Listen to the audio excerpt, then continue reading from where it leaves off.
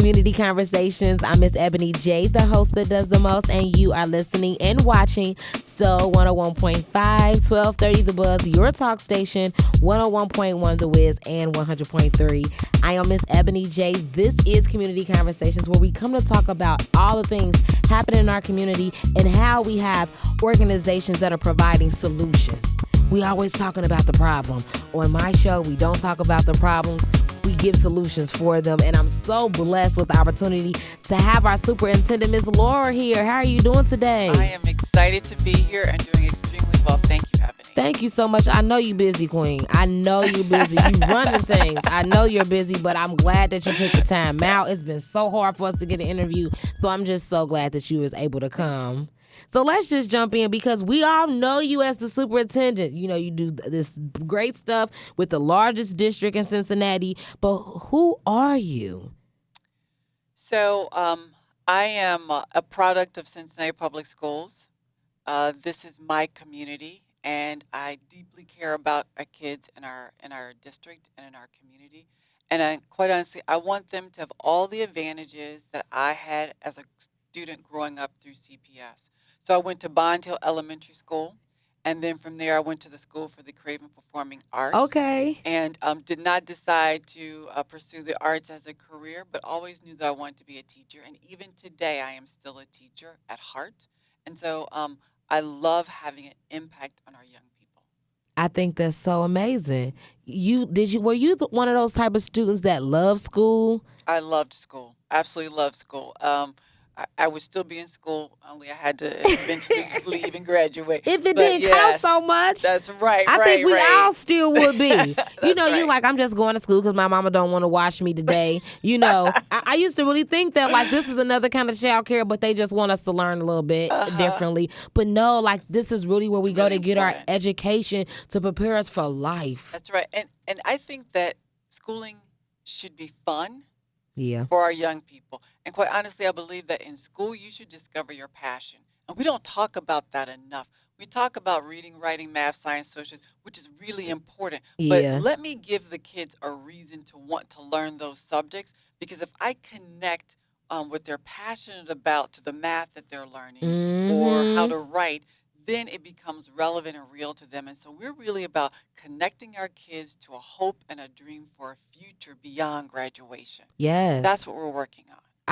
I think that that's the most important thing. I know for me, I'm a product of Cincinnati Public School as well. Wonderful. And I went to Lasanaville. From Lasanaville, I went to Hughes Center. And one of the things that my mom said to me was, "You're going to Hughes." When I was coming out of junior high, she told me I was going to Hughes because Hughes had a communication program. They worked with me on knowing photography and journalism and those things advanced. But she knew from all of the things on my report cards of the teachers saying, you know, that girl just won't stop talking. She won't stop talking. That communication would be the best fit. So I think it's very important that we do have schools that have programs that help you get those life skills, but also prepare you for life outside of high school, because everybody don't want to go to college. That's right. But you are such a testament to our school system working. So you could take advantage of that communications program. And now look at you. I'm doing communication. That's right. You're talking to people all across the United States. This is amazing. Yes. Amazing. It really is. And that's why I like to go to the schools. I do my I Am Queen program. I try to go and talk, just sharing my story with young people because they think that it's easy. We in a new generation now where everything is just so accessible, but knowing the important things that we need to know. We need to know how to count. We need to know how to read. Absolutely. And we got to know our history. That's right. Those things are important, but if we don't get that early on, we're in school miserable. We don't get the connection. So what you said is very important. And I know that you all have been working on your vision. Yes. What is your vision for CPS? Yeah, so our vision is that Cincinnati Public Schools becomes a place of destination. It's a place where you want to come and go to school because we have great programming, just like the program you talked about at Hughes. It's a place where you want to come and work because we have a wide variety of schools to choose from. So we have 65 different buildings. We have magnet programs. We have neighborhood programs who have a new vision It's called Vision 2020, where they get a Okay. magnet light focus. And then we have 15 different high schools that you can choose from. And so we offer a lot of choice to our young people and to our families. But we want our district to be the place where you want to come learn, work, and play, quite honestly. And so that's coming alive and that's happening because our enrollment has been growing. People are choosing to come to CPS. So we have 6,000 more kids than we had 5 years ago. What? We have 553 more kids than we had last year. As a matter of fact, 3 years ago, we had to open up three brand new schools.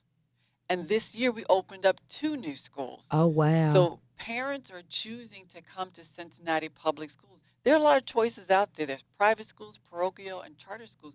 And many of our parents are coming from those schools into CPS because of the academic offerings, the programs that we have, like the communications program you talked about, Hughes, and all of our high schools have a program focus. And so people are choosing to come to Cincinnati. So it is becoming a place of destination.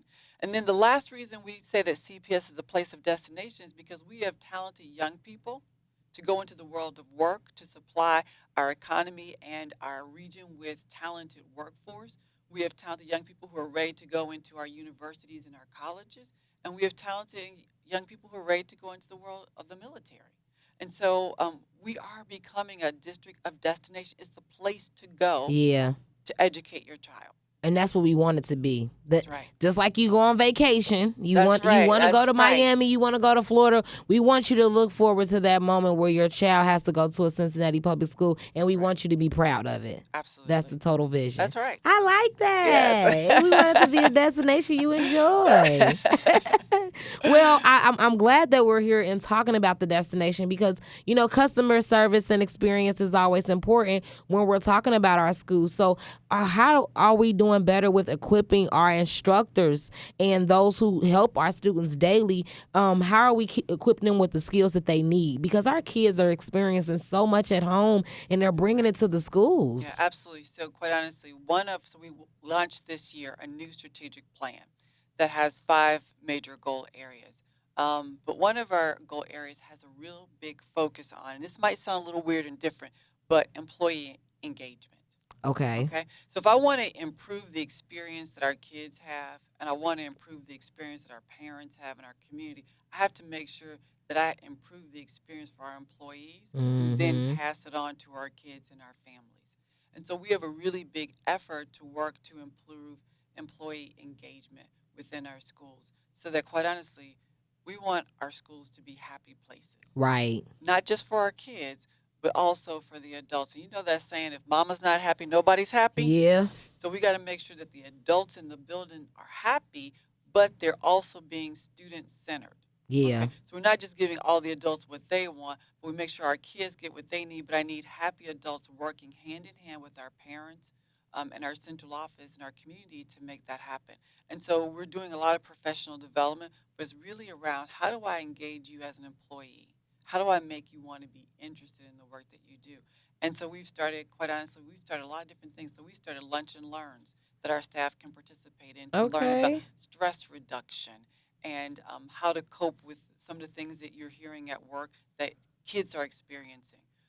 We have affinity groups now that you can join. So we have a young professionals affinity group so that they can connect with each other and connect to the organization. We have a lot of different professional development to get engaged in. And so we have a lot of things that we're doing that quite honestly mirror what you see in many businesses that Yeah. have a positive adult culture, to then be able to pass that positive culture off for our young people. Because again, when people come to work, we want them happy, and we want them to be able to, in turn, make it a happy place for our kids and Yeah. our families. I think that's very important for us to know that you care. So you're showing Absolutely. them that I want you to be a great instructor, but I also want to make sure you grow. Absolutely. Professional development That's is right. very important. We all want to feel like we're growing, like I'm not just teaching the same thing or they're just getting the same curriculum. I want to make sure I'm involved. And so stuff like a lunch and learn in those places where they can go and have those conversations and dialogue Yes. together, I think that's what makes it better. Yeah, it's very exciting, the work that we're doing around employee engagement. It would be hypocritical for us to say employees go out and do all this great work for our families and kids, and their experience is not a good one. Yeah, So it's important. But a lot of times companies and organizations, they miss that piece.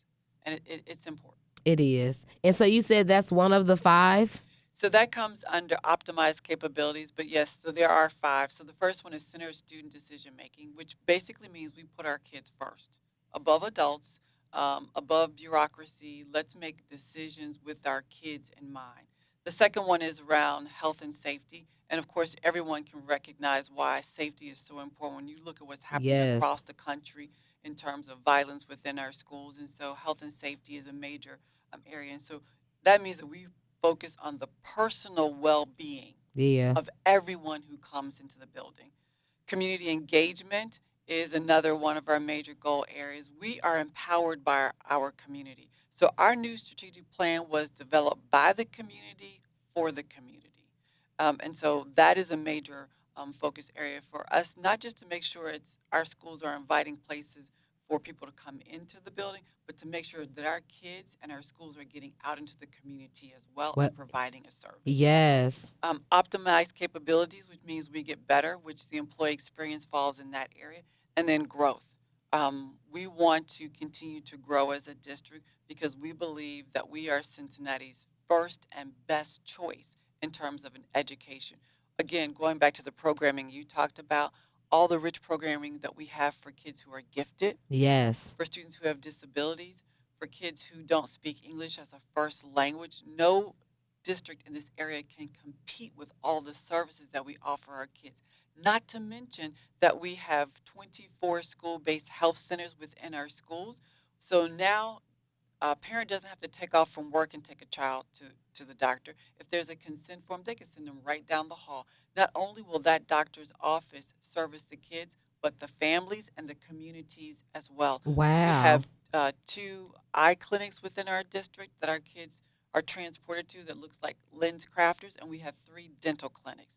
Um, in addition to that, we have mental health service providers in all of our schools 5 days a week. And so we want our schools back to that destination. Yes. We wanted our schools to be the hub of the community and a one-stop shop where you can go to have your needs met. Because it's hard for you to learn if you aren't eating, if you Correct. can't see, if your teeth are hurting and you don't feel well, or you're having some mental health issues. And so we're taking care of our kids and our families holistically. I love it. This Yes. is Community Conversations on That's Soul right. 101.5, 1230 The Buzz, 101.1 The Wiz, 100.3 Cincy's R&B station. I'm Miss Ebony J here talking with our superintendent, Miss Laura, whose new vision, of course the vision, but the new strategic plan is definitely helping to make sure that not only we are growing, but we are growing and things are better. They are. They are getting better. They are getting better. And I Yes. think the growing pains sometimes is what you hear all the time. People do so much complaining about it, but the good thing is that we're growing. I know when I was talking to a couple of parents the other day, they were talking about the lottery system, which I had no idea about. I still really don't know about it all the way. I just know they were just like, if the school in your area is crowded, you can now go further out to go to school. And I'm like, I remember back in the day that wasn't possible. Back in the day, you had to go to the one in your neighborhood. So I'm like, well, as soon as Miss Laura come, I'm going to ask her about it because I feel like don't throw shade on us. We're That's growing. right. Things That's are right. getting bigger. Things happen. But what do we do? I mean, what does the lottery system really mean for our community? So the lottery system is really about equity. So let me explain why that is.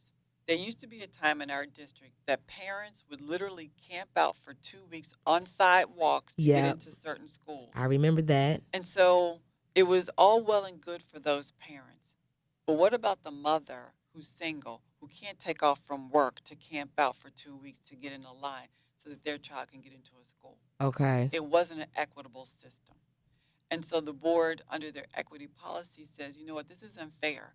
There are some kids and some parents who are getting an advantage over other kids and other parents, and it's not right. And so then the board decided to go to a lottery system where parents put in their name for their top three choices, and then it's a lottery system, so it's more equitable as to who gets into schools. And quite honestly, it's created more diversity in some of those schools that parents Wow. used to camp out for. So that really is all about equity. Equity. But you're absolutely right. We have a lot of magnet programs across our district, foreign language programs. We have Montessori programs that Mm-hmm. you can go to those schools outside of your attendance area. But now in our elementary schools, we have something called Vision 2020. So here's what happened. Our parents said, why should I have to leave my community to get a magnet school experience? And the board says, you're absolutely right. You shouldn't have to. And so 4 years ago, we started Vision 2020, and we started with 7 schools, and we kept growing to give each of our neighborhood elementary schools a magnet-like focus. So, Oh. for example, Hayes Porter has a high tech focus. So, kids there are learning robotics, they're learning coding, they're learning how to make games, they're doing makerspace. That's one. We have 2 schools, 2 elementary schools, neighborhood schools with the entrepreneurship focus. Those kids are running businesses. They started a business out of OTR and in the mortar company, and now they have an Etsy online business. They learn Wow. how to product develop, how to sell their product. Mm-hmm. So we have all these great programs all across the district, and it's in the name of equity. I'm loving it. Yes, Thank you so much for elaborating it on me. And I want to talk now about this levy. that's right. Everyone's talking about it. Should I vote yes? Should I vote no? What does it mean? Why do y'all want more money? I mean, I'm hearing it all. Yes. What does this levy mean for us, Miss Laura? Yes. So what it means is all of the rich programming we just talked about cannot continue without this levy. So first of all, this isn't new money. We're not asking for more money. This is a renewal. So this levy was actually passed 4 times ago. Okay. Okay, and it's been renewed 3 times. 4 elections ago, it was Correct. passed. That's and right. And so we're trying to renew it as of right now. That's right. So it's just a renewal. It will not raise your taxes, and it's issue 12. So all of that rich programming we talked about will not be able to continue if we are not able to pass this levy, because this levy is worth $65 million a year. And so this levy pays for operational costs for all the rich programming, for the staffing to make this happen. And so this is why this levy is so critical. But again, it is just a renewal. It will not raise taxes. So some people say, well, why do these renewals keep coming back up? And that's because the renewals have been for us usually 5-year levies. Oh, okay. No, that So makes sense. every 5 years, you're coming Have to back to renew. renew that levy. But we go a year in advance of the 5 years being up so that there isn't a gap in between the money. So we don't want there to be a year in which the money stops and then it starts back up again. So again, it will not raise your taxes. It is a renewal, and it is issue 12, and it pays for Vision 2020. It pays for career, college, military preparedness. It helps to pay for some of our preschool funding. So it takes care of pre-K through 12, and then the programming that makes it possible for our kids to go on to a life outside of CPS. Wow. Yes, so it's a big deal, and it's huge. See, I don't think that's clear. Yes. I don't think I don't think people understand that we need this, or the Montessori's might be gone. Absolutely. Or the program that's helping your child learn how to fix right. this and do that, it won't happen anymore. We have right. to vote for this, or we won't be able to continue. Like, there's no way it can. That's right. Basically what you're saying. That's right. We have to have this. It is critical to the programming, academic programming, college and career programming, the arts. You know, our kids all get exposed to the arts. And so whether we're talking about art, music, as well as physical education, uh, athletics and clubs. We have a huge array of athletics and clubs across our district, in which, in many cases, our kids don't have to pay for an Yeah. additional cost. And so it pays for all of those things. So this $65 million is critically important to the programming and the future of our young people. So we should be voting. Yes, for issue 12 to renew it. Absolutely. It's a renewal. It's a renewal. It is not new money. Correct. It's money we've already been given. That's right. But in order to keep receiving it, we have to vote yes, people. Yes. Our babies are going to be back to where we were. And the fact that we've grown so much, Absolutely. we can't go back. That's right. That's right. We need these programs to keep our kids engaged, because they don't want to just learn math and science. That's right. They do want to go and learn other things, like communications, like engineering, like technology. right? That's right. So vote yes. Vote yes for issue 12. Oh, I'm just so glad Miss Laura got free and she was able to come have this conversation. Yes, me too. Do you hear me? Because we set the record straight here. That's right. I don't think it's nothing more else we need to say. We talked about the programs for the youth.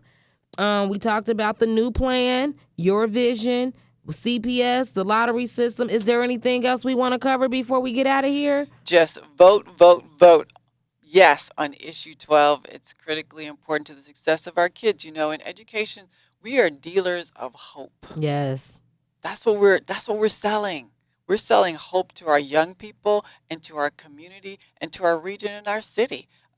We need these young people. Yeah. And we need them not just to be contributors to our community. We need them to influence our community Yes. and to make significant changes, and to tear down barriers and remove stereotypes and make a more equitable system and community within Cincinnati so they feel like they have a voice in the city. Correct. I'm so glad Yes. you was able to come, Ms. Thank Laura. you. Thanks for Talking having about me. keeping it real. It don't get no realer than that. Only right here on Community Conversations. Ms. Laura, the superintendent, the busy queen, came by to have this conversation to make sure we in the know about the community and CPS. Okay, so I'm excited. I hope you enjoyed the show. We will be back next week right here on 1230 The Buzz, 101.5 Your Talk Station, 101.1 The Wiz, and 100.3 Cincy's R&B station. I'm Miss Ebony J. See you next week.